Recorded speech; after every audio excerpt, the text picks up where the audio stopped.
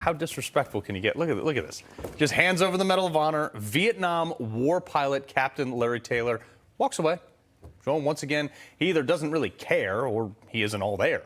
But this shouldn't come as a surprise. Remember these peak moments from him? Mr. President, thank you. Thank you. Thank you very much. I appreciate it's great to have you. It's great to have you. Thank you.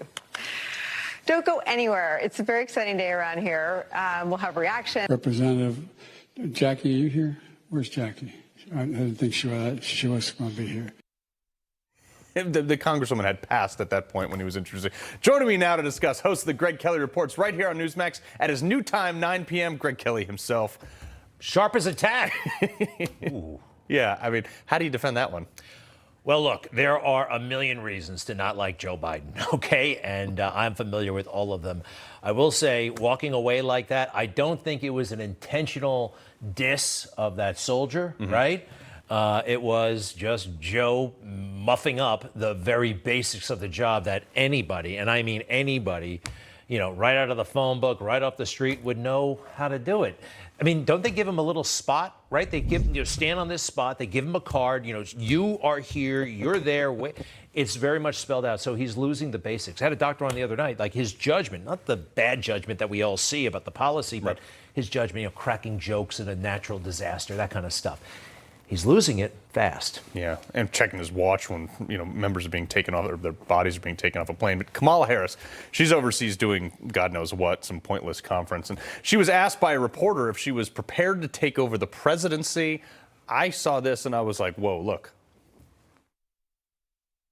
Every vice president understands that when they take the oath, that they must be very clear about the responsibility they may have to take over the job of being president. I am no different. Community banks are in the community, Greg. Kamala Harris is still goofy. I mean, what do you want? I just, you know, it's wild. These are wild times. And Carl, it's great to sit with you here at Newsmax, where we have this forum to talk about the truth. In a it's very unique, our position, quite frankly. Corporate media is thoroughly corrupt and or scared.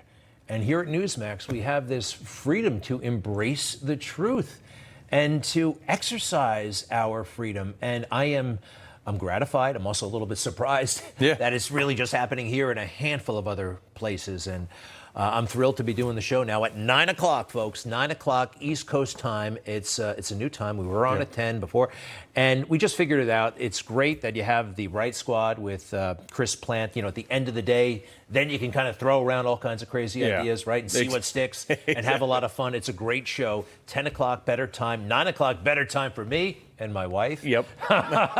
And so it's all working out. Very proud of the show, and you should come on more often, by the way. I'm in. Okay. Look, also yesterday, if you guys missed Greg's mono, go back and watch it from last night. You were talking about an Oreo commercial where it was like 40 seconds of like, look, my son is coming out of the closet, and at the very end, there's like an Oreo pops up on screen. You know, did you ever see the movie Fast Times at Ridgemont High? Oh, yeah, There's of course. There's a great scene where Spicoli orders a pizza during social studies class. And Mr. Hand comes around and says, am I hallucinating? Just what the hell do you think you're doing, Spicoli? And am I hallucinating? That really stayed with me. And like, it comes up a lot right now. Am I hallucinating? Oreo cookie, double stuffed sometimes, right? Chocolate covered too. If you really want to be out there, and you dunk it in the milk and it's delicious and you take it apart and you lick the cream, you know, we know how to do Oreo. Yeah. It has nothing to do with sexuality. I like to say, and it's an asexual cookie. It does not matter who's eating it. Exactly. But the other thing, too, is we've seen the CIA, the DOD, they're all coming out with these commercials. My two moms, I'm who cares? Find the bad guys and put a missile in their cave.